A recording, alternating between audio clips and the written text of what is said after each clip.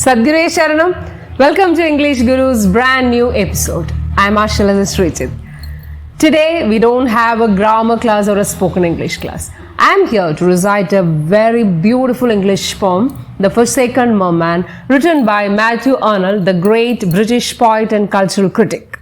This poem is very dear to me because I had won the third prize in the Mahatma Gandhi University Youth Festival held at Kottayam, Kerala, representing the great Maharaja's College, Kochi, Ernakulam. I have already uploaded this poem with Malayalam explanation in my first channel, Life Divine, and recently I have been receiving so many comments from many students who have won prizes reciting this poem. That's why I thought of uploading this poem in this channel, English Guru, with English explanation so that it can be useful to students outside Kerala. So I'll show you how to recite the poem with a proper introduction, but before that let me give you a brief outline of the poem. Before we start, please don't forget to subscribe my channel, like, share and comment. So if you are ready, let's get started.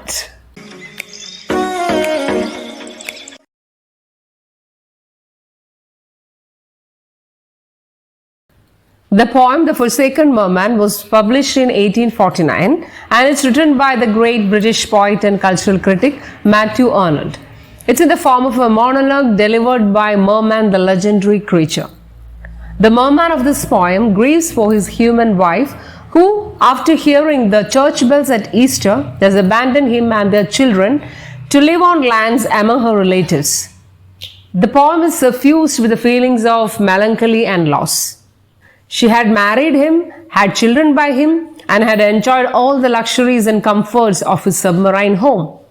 She had been a good wife, a happy mother, until she heard the church bells at Easter and felt restless. She then left her husband and her children to join her kinsmen in prayers lest she would lose her soul and never return to her family. When the poem begins, we find the merman and their children on the seashore with a fond hope that surely she will come again. And he makes a passionate appeal to her to come back. But they wait in vain because she lives happily with her kinsmen, though perhaps shedding tears for their deserted children. And by the end of the poem, we find the merman and their children returning to their underwater world, singing sadly. And let me tell you, this is a very long poem. If you have 8 minutes, you can recite the whole poem. But if you have only 5 to 6 minutes, you can exclude the last 2 big stanzas. First, you have to read the whole poem 2 or 3 times, then understand the meaning of lines and get the theme of the poem, and then by heart it stanza by stanza. So now let me start the poem. Respected judges, teachers and my dear friends, I am here to recite the poem The Forsaken Merman, written by Matthew Arnold, the great English poet and cultural critic. This poem was published in 1849 and it's in the form of a monologue delivered by Merman, the legendary creature. The merman of the poem grieves for his human wife who, after hearing the church bells at Easter, has abandoned him and their children to live on land among her relatives. The poem is suffused with the feelings of melancholy and loss. Come, dear children, let's away. Down and away below, now my brothers called from the bay. Now the great winds shoreward blow. Now the salt tide seaward flow. Now the wild houses play. Champ and chafe and toss in the spray. Children dear, let's away. This way, this way. Call her once before you go. Call once yet, when a voice that she will know. Margaret, Margaret. Children's voices should be dear.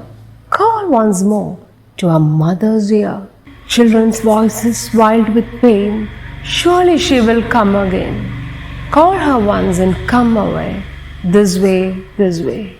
Mother dear, we cannot stay. The wild houses foam and fret. Margaret, Margaret. Come, dear children, come away down, call no more. One last look at the white-walled town and the little grey church on the windy shore. Then come down. She will not come though you call all day. Come away, come away. Children dear, was it yesterday we heard the sweet bells over the bay, in the caverns where we lay? Through the surf and through the swell, the far off sound of a silver bell? sandstone caverns cool and deep, where the winds are all asleep, where the spanlights quiver and gleam, where the salt weeds waste in the stream, where the sea beasts ranged all round feed in the ooze of their pasture ground, where the sea snakes coil and twine, dry their mail and bask in the brine, where the great whales come sailing by, sail and sail with unshut eye, round the world forever and aye. When did music come this way? Children dear, was it yesterday? Children dear, was it yesterday? Call at once that she went away. Once she sat with you and me on a red gold throne in the heart of the sea, and the youngest sat on her knee. She combed its bright hair, she tended it well. When down swung the sound of a far-off bell, she sighed, she looked up through the clear green sea.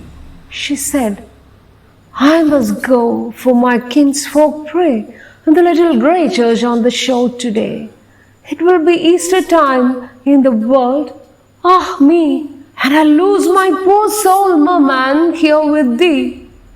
I said, go up, dear heart, through the waves, say thy prayer, and come back to the kind sea caves. She smiled, and she went up through the surf in the bay. Children dear, was it yesterday?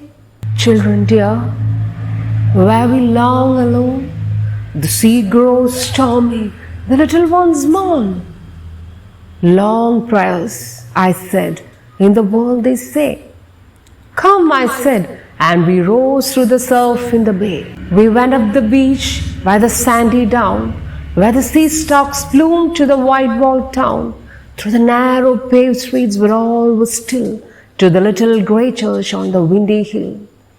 From the church came the murmur of folk at their prayers, but we stood without in the cold blowing airs. We climbed on the graves, on the stones zowned with veins, and we gazed up the aisle through the small lidded panes. She sat by the pillar, we saw her clear. Margaret, hiss, come quick, we are here. Dear heart, I said, we are long alone. The sea grows stormy, the little ones mourn. But she gave me never a look, for her eyes were sealed to the holy book. Loud prays the priest, shut stands the door. Come away, children, call no more. Come away, come down, call no more. Down, down, down, down to the depths of the sea. She sits at her wheel in the humming town, singing most joyfully. Hark what she sings. Oh joy for the humming street, and the child with his toy, for the priest and the bell, and the holy well, for the wheel where I spun, and the blessed light of the sun.